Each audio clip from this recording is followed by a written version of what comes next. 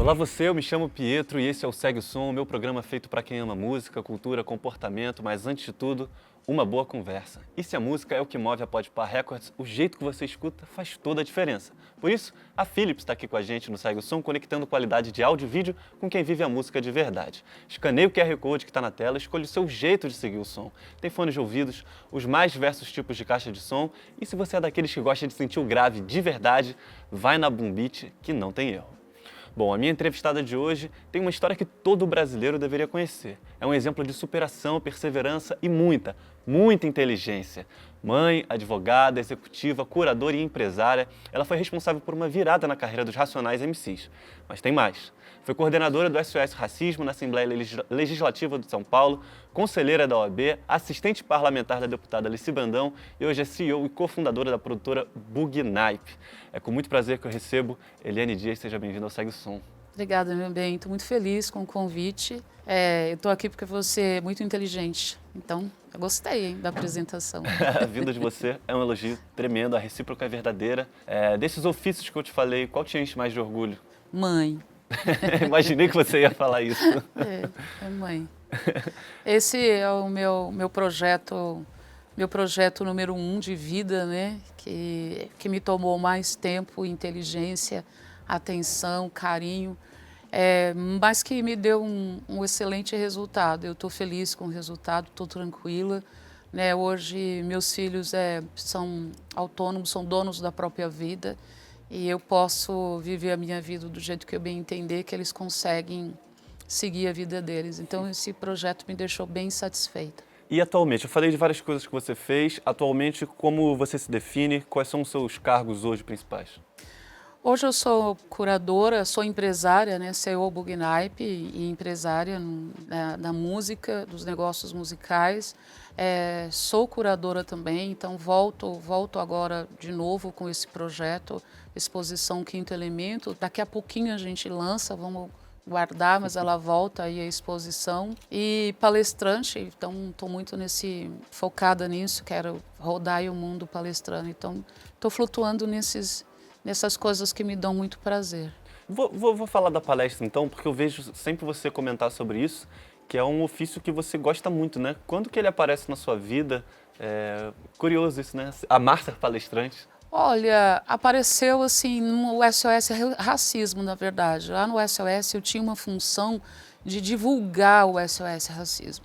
E um dos meios que eu achei foi de divulgar que existia essa unidade dentro da Assembleia Legislativa, foi marcando encontros, fazendo reuniões e falando sobre essa estrutura. A partir daí, depois de um ano mais ou menos, eu marcando as palestras para divulgar, para falar sobre o que eu fazia, as pessoas começaram a me chamar para falar sobre o que eu fazia no SOS. Uhum. E daí foi expandindo para outras coisas. Mas foi uma ideia, assim, de inovar o trabalho. Você ficava nervosa antes de uma palestra? Ainda fica?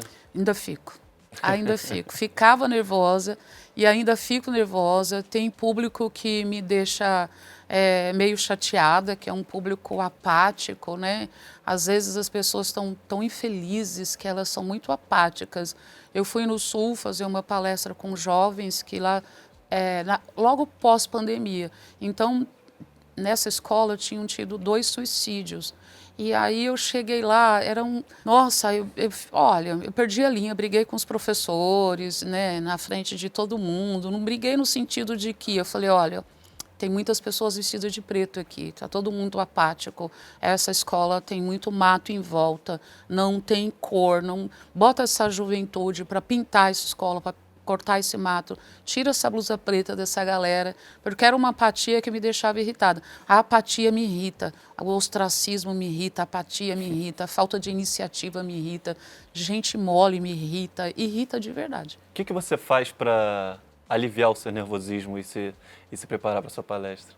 Quais são os seus mecanismos? Eu trabalho, eu estudo, eu leio, eu vou para lá, vou para cá, eu não consigo falar, eu vou entrar numa sala, vou dar 3 pulinhos.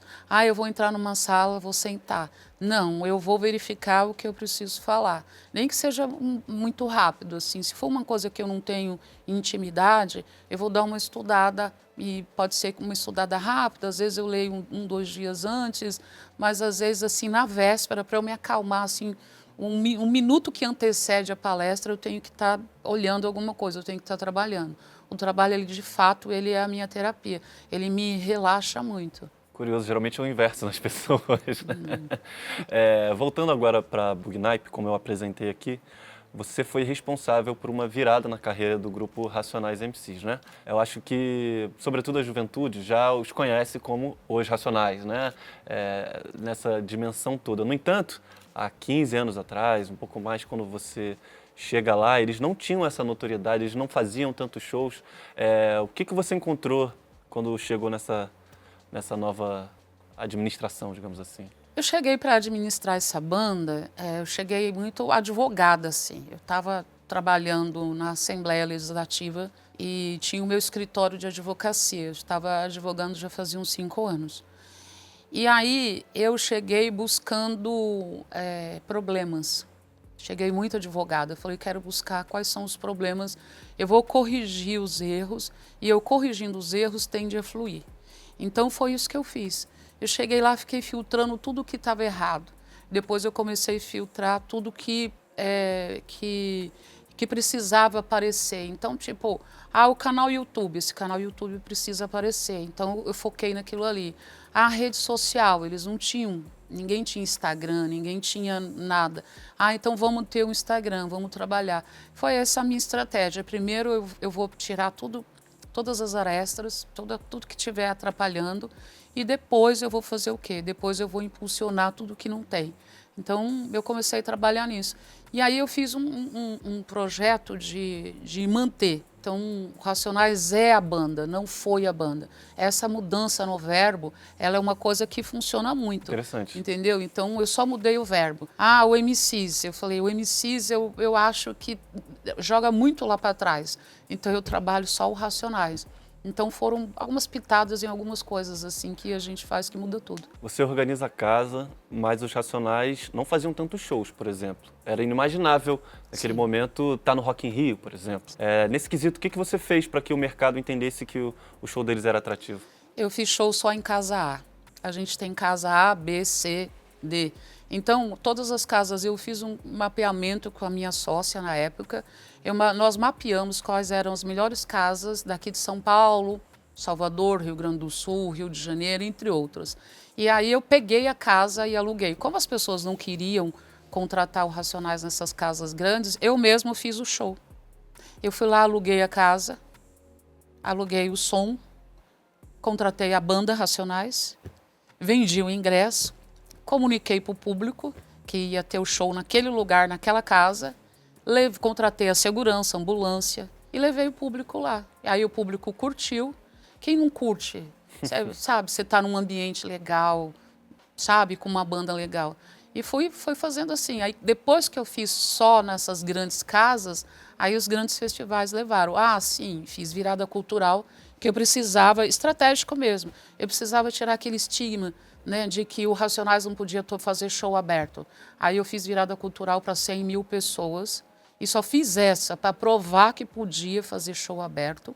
E depois eu não fiz mais nenhuma. Depois da virada cultural de 2014, eu acho que foi 2014, no Cores e Valores, eu não deixei eles cantarem nenhuma virada cultural mais. Por quê? Porque o foco era esse. O foco era mostrar que o Racionais podia tocar para 100 mil pessoas. Eu alcancei meu objetivo, não tinha mais porquê. E também que eu fiquei bem exigente, e também porque ficou perigoso. A polarização política, ela ficou muito perigosa. E eu acho que tem dinheiro que não vale a pena o risco, né? Agora mesmo, esse ano, se eles estivessem tocando esse ano, eu não colocaria o Racionais num palco aberto agora. Porque é um ano de muito entrave, de muito embate. E é desnecessário a gente entrar numa luta que não é nossa, a luta que não interessa. E eu digo que não é nossa porque a polarização não é a gente que faz a polarização. A gente ouve um lado e ouve o outro lado. Se a pessoa acha que o direito dela, o que ela tem que lutar, por que eu tenho que lutar? Eu quero lutar por $1 mais baixo porque eu quero viajar para a Disney. Ok, vai lá, essa é a sua luta. Eu quero lutar por um salário, eu quero lutar pelo meu direito de ir e vir, eu vou lutar pelo que eu quero. Não tenho nada contra se a sua luta é só a Disney, problema é seu. Se você não consegue enxergar para além disso, sinto muito. Essa ascensão que a gente está falando do Racionais, ela é paralela à ascensão do rap no Brasil. O rap se popularizou muito, se profissionalizou, mas muito se fala que é um mercado que, digamos assim, não estava no nível dos outros segmentos. Sim. Já está hoje? O que você encontrou ao longo desse caminho que você precisou bater de frente? Olha, a primeira coisa que eu vi é que realmente o rap não estava nesse nível. E para mim isso era insustentável. É insustentável. Para mim era... Eu não admitia. Eu falei, não, eu não posso colocar o rap numa casa que não está do tamanho do rap. O rap, ele é cantado no Brasil e fora do Brasil inteiro. É a música. Existem, se você for ver as classes sociais, se vocês ver as pessoas estão lá. Tem um grupo gigantesco de classe C, tem um grupo menorzinho de B, né? E tem um grupo menor ainda de A. Então, quem é que faz o dinheiro girar? São as pequenas e médias empresas, não são as grandes empresas que fazem o dinheiro girar. Se você for ver, as pequenas e médias empresas são as que contratam mais, que tem mais gente trabalhando. Existem quantas Petrobras aí, que é 1% da empresa grande? Existem quantas Votorantins da vida? Né? Então, as empresas grandes, elas são minorias, as médias... E aí, quem é que consome? E por que não está lá? Falei, não, vamos inverter esse jogo aí. Encontrei muita coisa. Quando a gente vai tirar a carteira de músico, na UMB, na ordem dos músicos. Lá na ordem dos músicos não tinha DJ quando eu cheguei. Agora já tem. Não tinha. Eu falo assim, quer DJ? Quer dizer que o DJ não toca um instrumento? Como assim? Mas eu fiz um trabalho lá também, na ordem dos músicos. Eu fiz divulgação, eu divulguei, eu postei, eu fui lá, eu fui pessoalmente, eu tenho uma boa relação com eles também me adoram. Então, isso foi o que eu achei lá que eu tinha que mudar. Maneiro. E você sente que o rap hoje já está em equidade com os outros segmentos a nível de indústria? Não, ainda falta. Eu acho que ainda falta, mas é uma questão de constância, né? Eu acho que precisa ter essa constância de exigências, de contrato, de pessoas profissionais trabalhando no setor. Do lado de quem contrata ou de quem é o artista, né? Eu acho que dos dois lados. Os dois lados não podem retroceder, sabe? Eu tenho que tratar os artistas como artistas profissionais, músicos, cantores, e as pessoas que contratam também têm que tratar assim. Não tem outra saída. Acho que ambos os lados têm que permanecer aqui. Não, você para mim é um artista. Você, cantor de rap, para mim, você é um cantor que tem o mesmo valor que um cantor que canta uma MPB, que uma bossa nova, que sempre é a dodóizinha do rolê. Sempre que aparece alguém cantando bossa nova, parece que descobriu um poço de petróleo. Então, eu acho. Mas é assim, hoje os cantores de rap eles estão num outro nível cultural e de exigência também. Antes, o rap ele era muito marginalizado porque os artistas eles não tinham estudo, eles falavam só das suas vivências. Hoje eles falam das vivências, mas de outra forma. Hoje leem pouco, mas leem mais, frequentam outros lugares para além das suas quebradas, entendeu? Então hoje não tem mais como falar assim, eu estou lidando com uma pessoa chucra. Você assume a Bugnaip e o trabalho com os Racionais em 2012, 2013, por ali. 2013. Certo? Mas a sua vontade de trabalhar com eles já era muito antiga, né? Já. O que impediu a sua entrada? Eles. Eu estava assim estudando em 2004, eu estava assim muito estudando direito, e aí eu vi que precisava organizar a parte, né, de contratos. Eu estava assim apaixonada por contratos, eu estava estudando. E aí eu pedi, aí eu recebi um não. Falou, não, a gente não quer. Ainda mais você. Eu, ainda mais eu por quê? Não, você é brigona, você é chata, você é sabichona. Eu falei, sou mesmo. Aí vida que segue, eu segui minha vida. Eu fui trabalhar na maior empresa do Brasil, de São Paulo pelo menos, a maior empresa da América Latina, que é a Assembleia Legislativa do Estado de São Paulo. E o que te convenceu a trabalhar com eles? O que me convenceu foi que estratégia mesmo, né? Eu estava com um escritório de advocacia, começando, eu e uma sócia, e eu tinha certeza que ia dar super certo, mas ele estava no começo e o Racionais já estava pronto.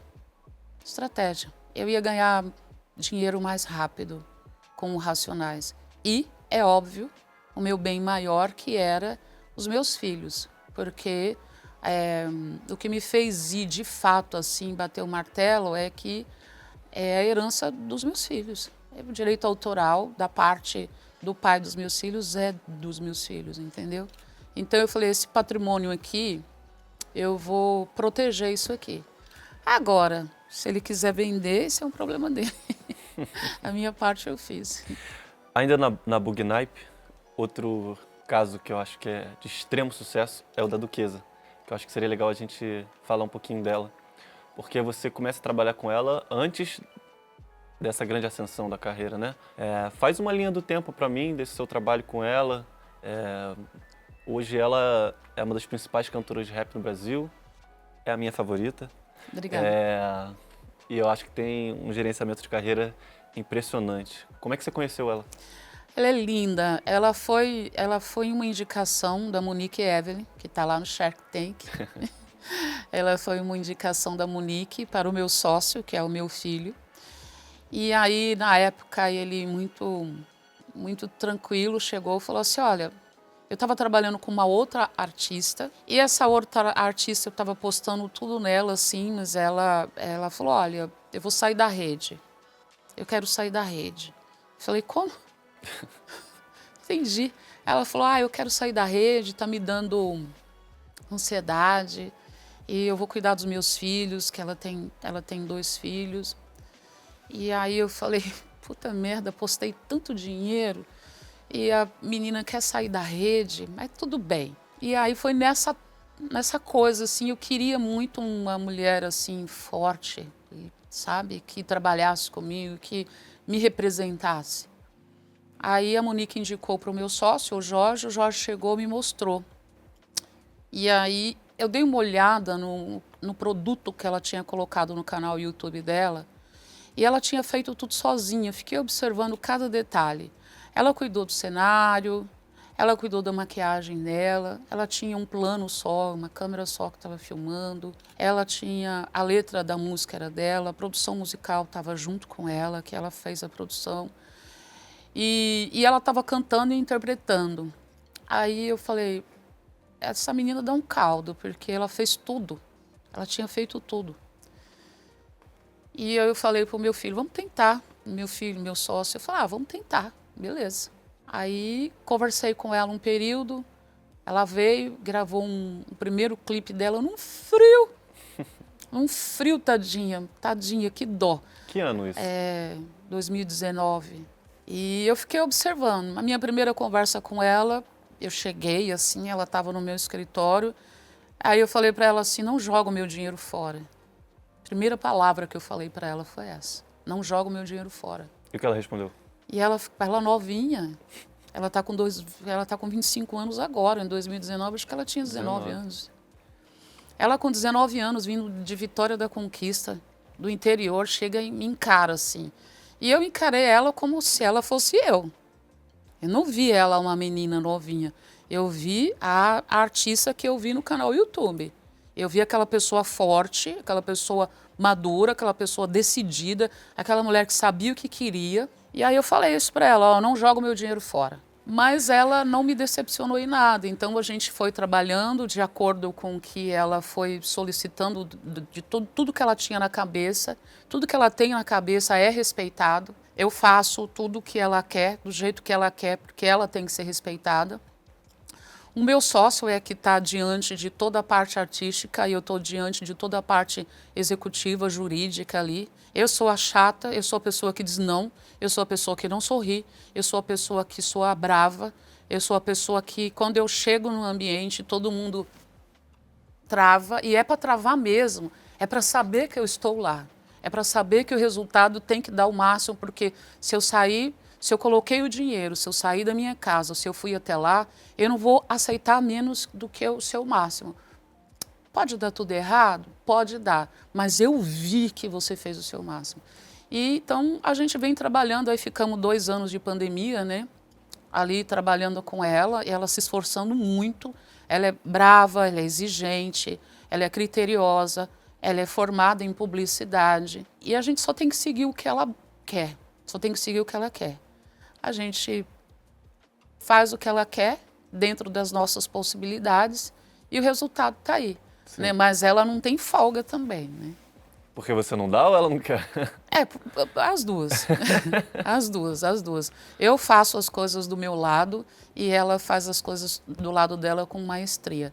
Ela é uma excelente mulher, ela é maravilhosa.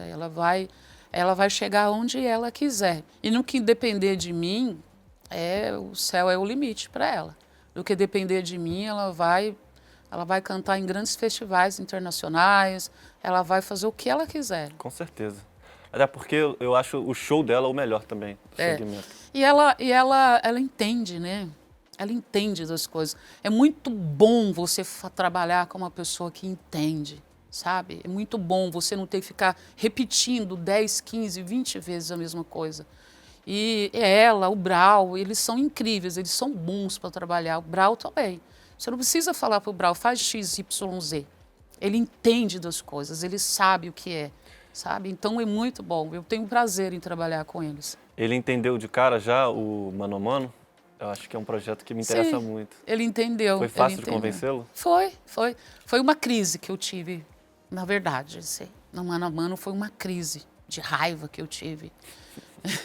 A gente estava no meio da pandemia e ele num hiperfoco estudando muito sobre os antepassados dele. E aí ele tem um grande amor, um carinho pela Etiópia, pelo povo Cuxe, que a gente fez o exame de DNA e apareceu até a 8ª geração e está lá com esse povo Cuxe, a mãe dele também. E na pandemia não tinha para quem ele falar sobre isso.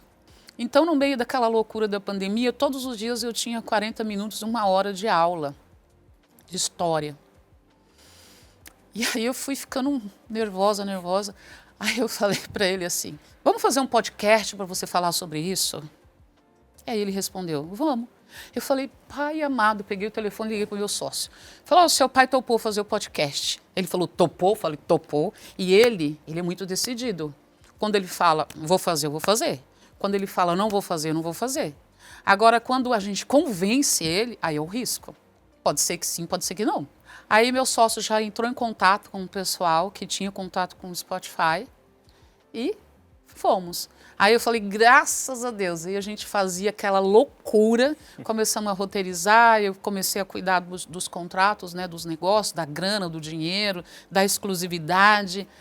E o pessoal da arte começou a cuidar da arte, aí fechamos o contrato, vamos. E era uma loucura, né? Teste de Covid para todo mundo.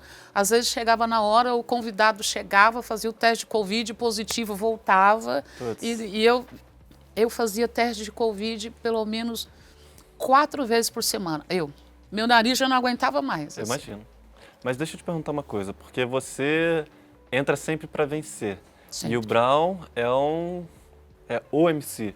No entanto, ele não era o entrevistador, o jornalista.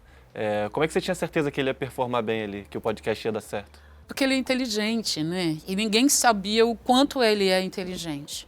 Ele é inteligente, só que eu conheço o lado positivo dele, eu conheço todos os lados. Mas as pessoas conheciam um lado só, o lado cantor. Então eu tinha certeza que ele ia mandar muito bem. E ele pode fazer outras coisas relacionadas à apresentação, se ele quiser. Porque ele tem uma coisa incrível, que ele gosta de aprender. Então ele vai ouvir, ele dá atenção, ele vai ouvir, ele vai prestar atenção.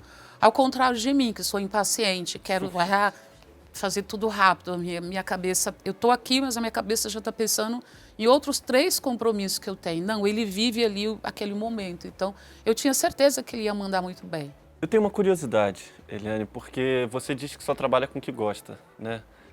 Então, logicamente, você gosta do Grupo Racionais. Mas eu queria que a Eliane CPF, na verdade, me falasse como ela enxerga o Grupo Racionais hoje, entendeu? Ou ao longo da sua vida.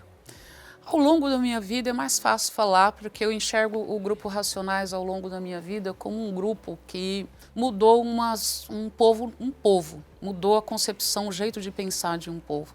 Existe um povo preto periférico e não periférico antes do Racionais, e existe um povo depois de Racionais, e eu faço parte disso. Eu também sou uma mulher que foi moldada pela veemência, pela autoestima, pela força do Racionais. Eu também sou uma mulher que aprendeu com Racionais que você não precisa aceitar tudo. Eu também aprendi com Racionais que nem sempre o que é mais caro é o melhor, entendeu? Às vezes esse mais caro tem um preço muito alto, não dá para vender a alma.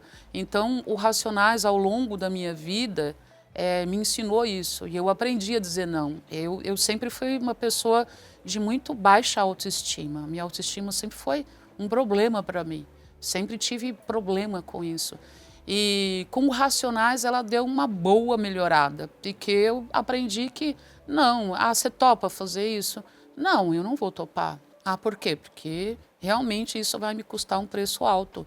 Isso não é interessante. Eu não vou fazer porque eu não vou receber por isso. E para fazer isso só ganhando bem, entendeu? Então eu aprendi muito com eles. Que outros artistas te ensinaram alguma coisa? Ou que fizeram parte da sua vida e você destaca? Eu sou consumidora da arte, né? Então eu aprendo com todos eles, seja uma coisa boa, seja uma coisa ruim. Eu aprendi a interpretar com o Vinícius, a entender, a interpretar, não no sentido de ser uma atriz, a entender mesmo, interpretar, a ler e entender o que eu estava lendo com o Vinícius de Moraes. Eu aprendo com a Duquesa todos os dias, tipo, é esse o caminho que eu tenho que seguir, é por aqui que eu vou. Eu aprendo lendo escritores, lendo algumas coisas que eu acho interessante. Hoje eu vejo muito uma artista que você não deve conhecer. Eu não sei o nome dela, eu só sei o que está na rede.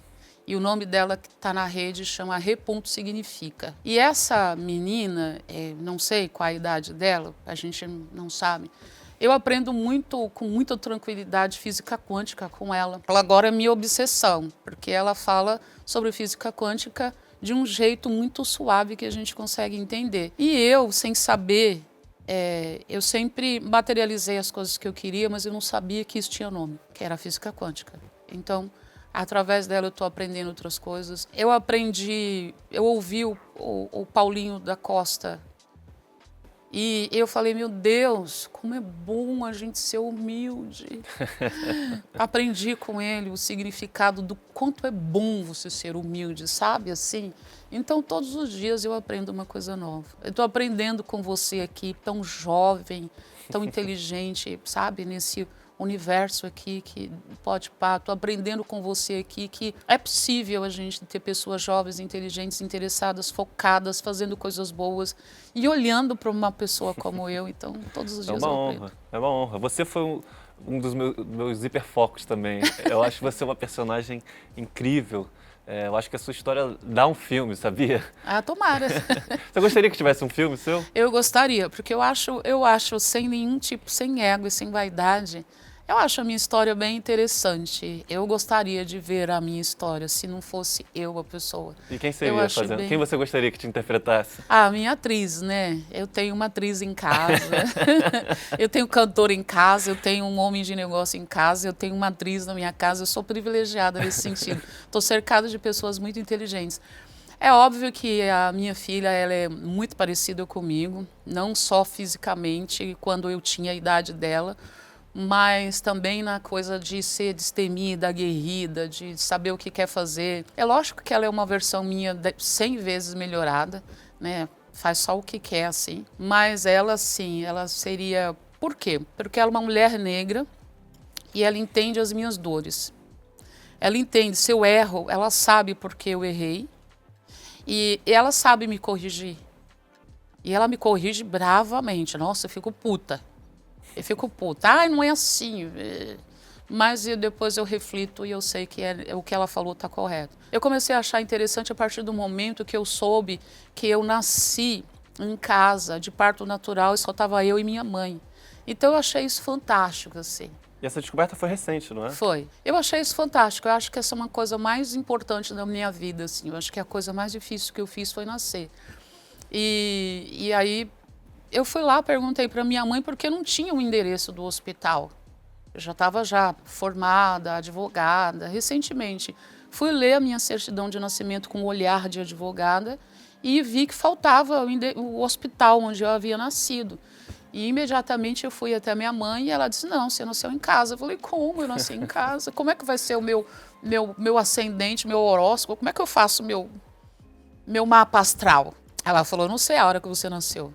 Eu falei, mas como aconteceu? E ela me contou, ela falou, eu estava num quarto e não tinha energia elétrica na época.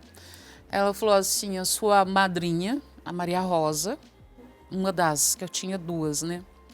Ela me cedeu um quarto para eu ficar até o dia que você nascesse. E ela era recém-casada e eu, mãe solteira, eu não queria incomodar a recém-casada da Maria Rosa. E eu falei, e ela falou, então era noite e eu estava esperando o dia amanhecer para alguém me ajudar. Eu comecei a sentir a dor, mas disseram que ia ser uma dor muito forte. E aí vem essa coisa, né, da gente achar que suporta todas as dores, uma coisa de mulher negra. A gente acha que a dor nunca é o suficiente, se aguenta mais. Isso ainda funciona nesses tempos de hoje. E essa dor muito, muito forte não chegava, eu ficava esperando piorar e eu conseguia aguentar, ficava esperando piorar e eu conseguia aguentar. E aí você nasceu. Eu falei, só nós duas? Só nós duas. Eu falei, interessante. Aí ele falou, os vizinhos meio que ouviram alguma coisa, viram uma coisa estranha, entraram e você tinha nascido. E aí chamaram a Mirtz, que eu soube agora que a parteira, né, deve ter morrido, mas ela chamava Mirtz. Foram chamar a Mirtz e a Mirtz fez tudo, cuidou tudo direitinho. E eu achei isso fantástico, achei isso maravilhoso. Quer dizer, da minha parte eu achei fantástico, maravilhoso. Da parte da minha mãe, eu achei sofrido, triste, solitário e nenhuma mulher merecia passar por isso. Então, eu acho que a minha história começa a ficar interessante a partir do momento do meu nascimento. Então, a partir daí, tudo é fichinha. Olha, mas a sua história é repleta de episódios interessantes. Antes da gente falar de um livro que te marcou, eu queria que você visse um negocinho aqui rapidinho. Acho que a mulher deve ser dedicada, trabalhar, ter personalidade, pensar nos filhos, no lar, levar uma vida ajustadíssima. É o meu caso de catar papel, procurar melhorar, escrever por intermédio do livro, conseguir melhorar bem minha vida. Os livros foram editados em vários países, França, Estados Unidos, Argentina, Japão, Checoslováquia, vários países. E a União Soviética também. Ai, que triste. Quem é essa mulher e como ela aparece na sua vida? Carolina Maria de Jesus, né? É muito triste. Eu estudei um pouquinho sobre ela. Me deixa triste saber sobre ela. O fim da vida dela me deixa triste. Saber que o racismo ele causa essa crueldade me deixa triste. Ela apareceu na minha vida de um jeito que estava escrito, né? Quântico.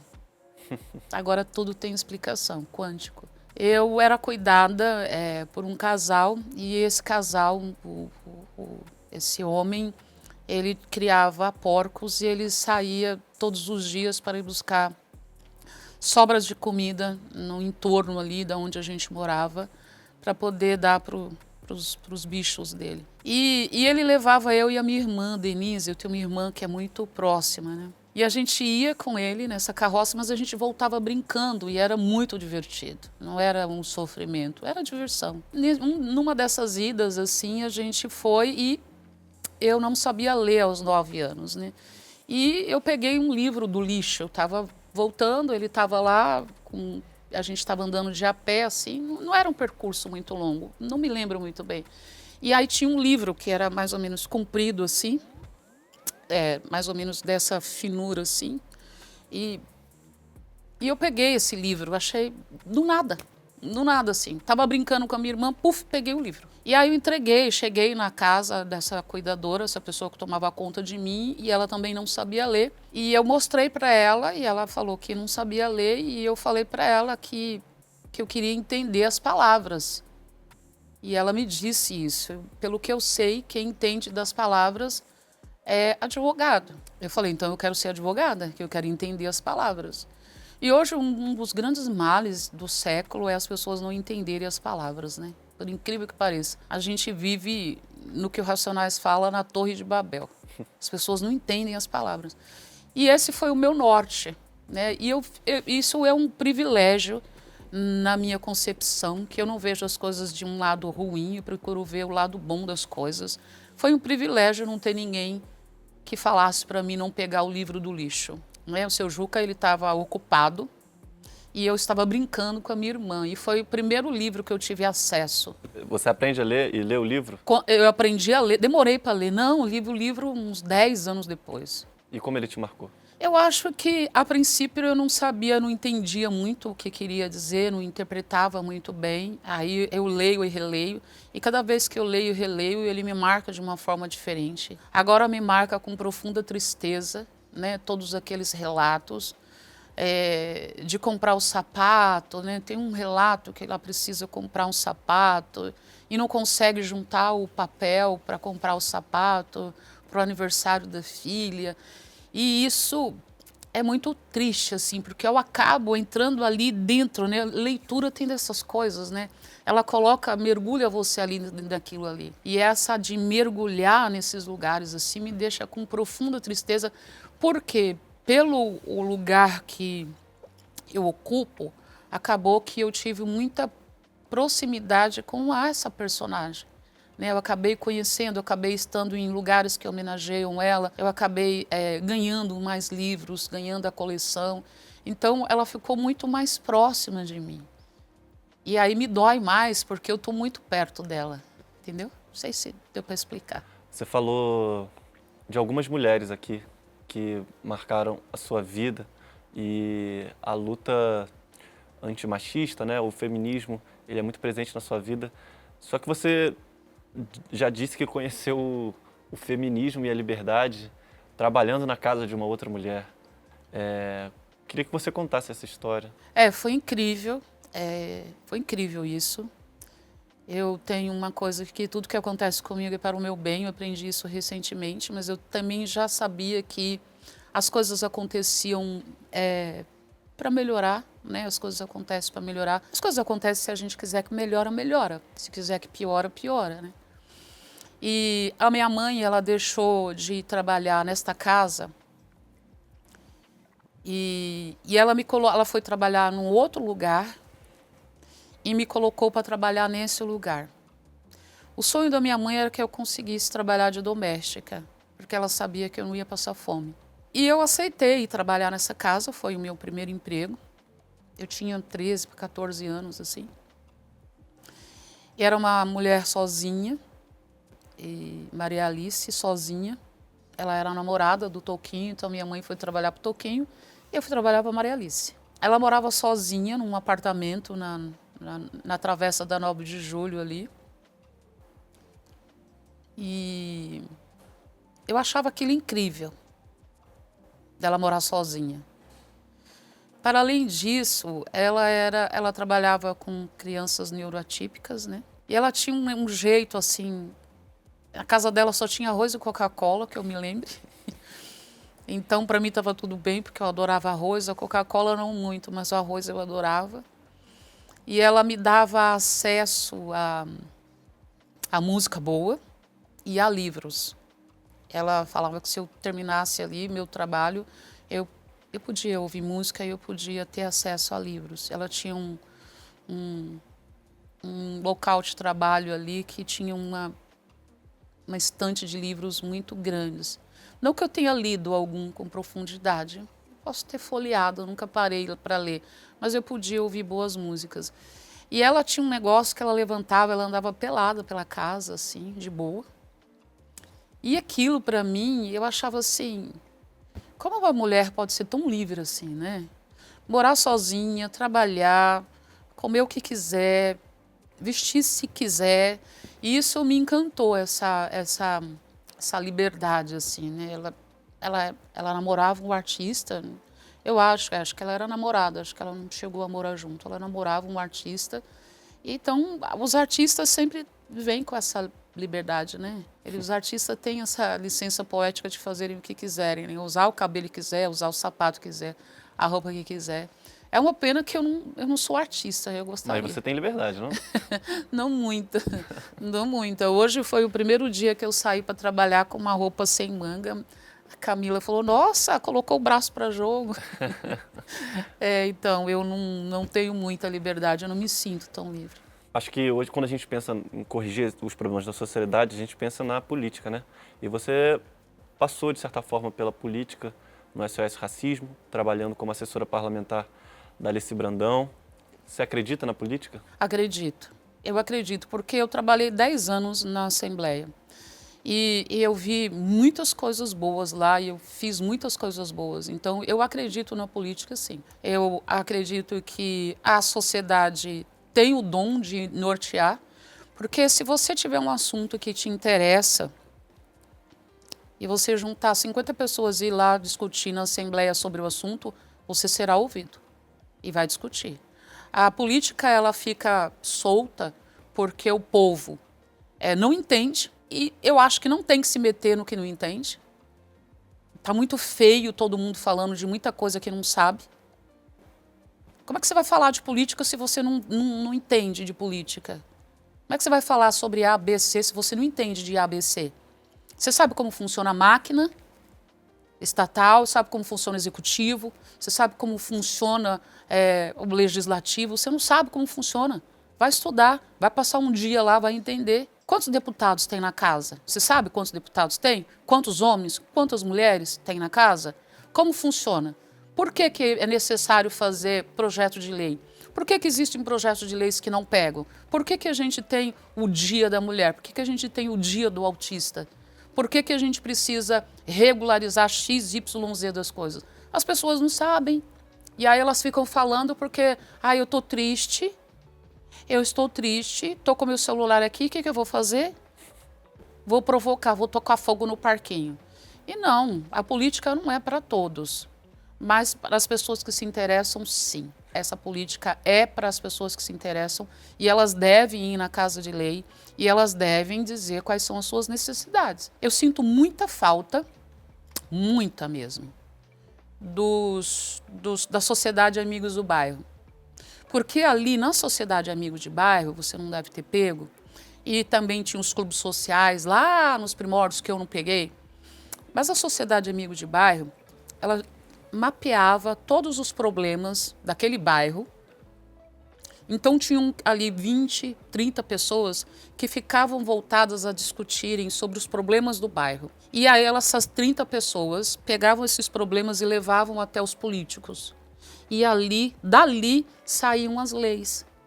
Hoje a gente não tem a Sociedade Amigos dos Bairros, a gente tem o celular. Esses amigos dos bairros, eles fazem só o que eles vão se divertir. Eu vou me divertir falando isso, eu vou me divertir falando daquilo, entendeu? Então, eu acho que a política precisa começar a trazer de novo isso. E esse é um trabalho que vai vir dos políticos para os bairros. Vamos colocar aqui uma sociedade amigo de bairro, vamos colocar um representante aqui, 10, 20 pessoas que vai representar este bairro aqui, e vai trazer para a gente quais são os problemas. E essas pessoas vão levar esses problemas e dali a gente vai discutir. Precisa de asfalto. E tem lugar que não tem asfalto ainda, tem lugar que não tem energia elétrica ainda, mas o político nem sabe que não tem. Ele nem sabe. Como é que ele vai fazer? Ele nem sabe que não tem. E não dá para saber, é muito grande, não dá para a gente saber de tudo. Ao longo dos anos, você foi perguntada muitas vezes sobre a política e sempre disse que não era para você. E hoje, você acha que você é uma pessoa interessada na política? Hoje eu não tenho mais a vaidade. Para você ser político, você tem que ter um ego mais inflado e tem que ter uma vaidade mais acima. Eu passei por tantas coisas agradáveis e desagradáveis que eu não tenho mais essa vaidade de sair candidata a presidente da República. Eu já sonhei com esse cargo, mas hoje eu não tenho nem presidente, nem vereadora, nem deputada, nem nada. Hoje eu não tenho mais. Eu achei um lugar para mim na política, de articuladora política, que me deixa num lugar muito confortável. O meu chefe falava para mim, até tal hora você tem que vir com resultado, porque você é paga para pensar. E eu achei esse lugar de paga para pensar bem interessante. A gente move as pedras, mas não está ali. Mas você já quis um dia, então? Já quis. Já quis sair deputada estadual, já quis ser senadora, entendeu? Mas, por conta de um grande amor que eu tenho pelos meus filhos, eu abdiquei. Porque quando você entra na política, tudo que está no seu entorno vai ser incomodado. Não que não vá sobreviver, mas vai ser incomodado, vai ser, sabe? Porque esse é o jogo. Se tem alguém apanhando aqui, você precisa ver quem é que está batendo, porque é do interesse de alguém. Ninguém apanha sem interesse, né? Já começa por aí. Na política, ninguém apanha se não tiver interesse de uma pessoa. Não existe, nem enquanto articuladora política, não vou bater em você se não for interessante para mim. Estou precisando tirar a atenção. Tem muita gente olhando para mim. O que eu vou fazer? Vou bater nele. Ai, que ótimo, achei aqui. Vou bater. Então, na política, não existe. Ai, fez uma coisa errada, eu estou batendo porque fez uma coisa errada. Não. Eu estou batendo porque é interessante eu bater. E aí, eu falei, eu amo tanto os meus filhos para eles apanharem por nada. Acho curioso como várias das decisões da sua vida foram tomadas por conta deles, né? Sim. Várias. Assim, eu acho que 99% das decisões da minha vida, até o momento em que eles provaram para mim que eles vão de boa, 99% das decisões da minha vida, a partir do momento que eu tive meu primeiro filho, foram tomadas por conta deles. Eu escolhi ter filhos, eu não precisava ter. Eu escolhi o pai dos meus filhos. Eu não tive filhos com ele por um acaso. Eu escolhi. Eu falei para ele como eu queria ter. Eu escolhi o pai do meu filho e eu escolhi ter 2 filhos. Eu queria ter 4, depois eu mudei de ideia e escolhi ter 2 filhos. E ali eles ficaram muito frágeis ali. Eles só tinham, entre aspas, a mim. É óbvio, se eu faltasse, meus irmãos, minha mãe, todo mundo ia dar o máximo. Mas não ia dar o que eu poderia. E esse lance da pressão deles serem filhos de quem são, como você lidou com isso ao longo da sua vida? Olha, com muita calma, pensando muito, guardando muito. Até a idade de 13 anos, ninguém sabia quem eles eram. Eles começaram a aparecer na mídia porque eles fizeram um filme na Quebrada. E aí a rede social deles era fechada, aí Na Quebrada eles tiveram que abrir a rede para poder divulgar. E a partir daí as pessoas começaram a ter consciência de quem eles eram. Porque realmente não é interessante. Mostrar de quem é filho não era interessante. Não era. E nem é hoje. As pessoas acham que a gente tem uma vida tranquila por nós estarmos próximos de uma pessoa que é uma notoriedade brasileira, mas não é fácil, é difícil. As pessoas sempre acham que a nossa capacidade intelectual ela é inexistente, que a gente existe no mundo por conta que está colado a uma pessoa que é pública. E é o oposto, a gente tem que ter muita intelectualidade para estar colado a uma pessoa pública, porque senão você é engolida, você vira nada. Né? Ninguém se aproxima de mim porque eu sou eu. Todo mundo se aproxima de mim pelo que eu posso oferecer. Ah, você vai dar um salto ali. Ah, você vai me apresentar a tal pessoa, você vai me dar um convite, você vai me colocar no camarote, você vai levar a minha música, eu vou fazer um feat. Então, é muito difícil você saber que você vive num mundo onde você convive com um monte de pessoas e as pessoas, de fato, elas não gostam de você. Elas te acham um bom negócio. É uma merda. Eu imagino que você, ao longo da sua vida e até hoje, tem que lidar com muita gente interesseira, né? Sim. Como é que você se blinda? Você tem um faro aguçado para isso?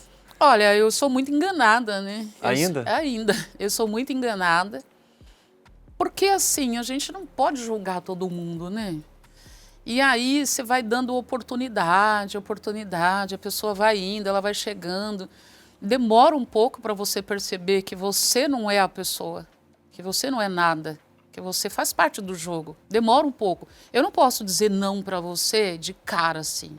Fala, não, meu bem, não. Tem gente que eu falo não de cara porque é descarada, né? Tem gente que é descarada, que ela não aguenta, Ela chega e fala assim, oi, tudo bem? Nossa, eu adoro o seu trabalho. Eu falo, tá bom. O que eu faço? Ah, você é incrível, você é maravilhosa. Eu falo, tá bom. Nem sabe o que eu faço, nem sabe o que eu sou. Nem sabe que eu guardo um patrimônio, nem sabe que eu cuido de um patrimônio brasileiro. Porque é isso que eu faço no momento. Eu cuido desse patrimônio. Eu zelo por esse patrimônio. Aí, quando é descarado assim, eu já falo não. Na verdade, eu acho que você cuida desde cedo, né? Desde os 12 anos, né? Você já cuidava do seu irmão, né? Então, ao longo da sua vida, você sempre fala muito sobre cuidado. Inclusive, curadoria vem da palavra cuidar, né? Quem é que cuida de você? Deus. Minha terapeuta, a Camila, meus 2 filhos. Eu tenho esses cuidados. Hoje em dia, eu sou uma pessoa que aprendeu a rezar. Então, todas as rezas levam por um caminho só. Então, tem uma pessoa que falou para mim que cada versículo bíblico é uma magia, né? Então, eu gosto muito, eu me sinto muito aliviada em rezar. É um lugar que eu não conhecia. Apesar de ser candomblecista, requede, de Nhançã, eu não sabia assim, o alívio que é a gente mentalizar, a gente rezar, a gente fazer essa coisa, se recolher, rezar. Eu aprendi há muito pouco tempo. Então, hoje eu tenho esses pilares assim, eu foco muito nessa questão energética. Eu acho que a gente tem que mudar a energia, tem que, sabe, rezar, troca energia, nem que seja, ai, tá muito pesado, acende um incensinho aqui, tá tudo bem. Ai, preciso rezar um salmo, tá tudo bem. Ai, eu preciso ir num Pai de Santo. Ai, tá tudo bem. Então, todas as rezas, elas levam para um lugar só, porque é o todo, é a sua cabeça que tem que entender aquilo e você que tem que materializar.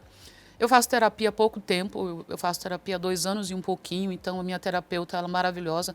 A doutora Mônica, ela é incrível, ela é uma psiquiatra, na verdade, né? Ela faz terapia comigo, nunca me deu remédio, mas ela me cura desde quando eu sou pequenininha. Isso também mudou muito a minha vida. Eu teria sido bem mais feliz se eu tivesse começado a fazer terapia mais cedo. Eu tenho algumas pessoas que eu confio, então, meus 2 filhos são incríveis, são maravilhosos, são realmente meus anjos da guarda. Eu fiz um bom trabalho com eles, eles fazem um bom trabalho comigo. A minha assistente, a Camila, ela é incrível, toma conta de mim. Então, tipo, eu não quero tomar água, ela me deu a água, tá aqui. Eu tenho que bater a meta dessa água. Então, tem a Camila. O Brau também, ele é uma pessoa incrível, ele toma conta de mim do jeito dele, às vezes mais me deixa nervosa, mas eu não posso deixar de reconhecer que ele realmente toma conta de mim e vai tomar conta sempre. Ele está sempre falando, e aí, Eliane, tudo bem? Tudo bem. De final de semana, ele fala, Eliane, já saiu da cama? Eu falo, ai, não, estou com uma preguiça. Ele, tá mó sol, Eliane, sai da cama, Eliane. Tá mó sol, aquele vozeirão, assim. Tá mó sol, Eliane, sai da cama, Eliane. Eu falo, tá bom, Pedro Paulo. Eliane, já saiu da cama? Eu falei, já saí da cama, já estou tomando sol. Então, tá sempre nessa, tomando conta. E a minha família mesmo, assim, né? Minha família, eu sou filha de mãe solteira, tenho mais 3 irmãos, e um de cada pai, mas nós somos, assim, como se fosse univitalinos, assim. A gente se ama e se odeia também, né? Muito é legal. Irmão, né? Eu entendo. Você planejou ter filhos, você planejou ser advogada, você é uma mulher que planeja tudo, né? No momento da sua vida que você está agora, você já está pensando no que você vai fazer a seguir, o que vem por aí, e quantos % você já está da etapa que você está hoje? Sim, eu já tenho planejado até a próxima vida. Eu tô brincando assim porque outro dia eu acho bonito falar isso.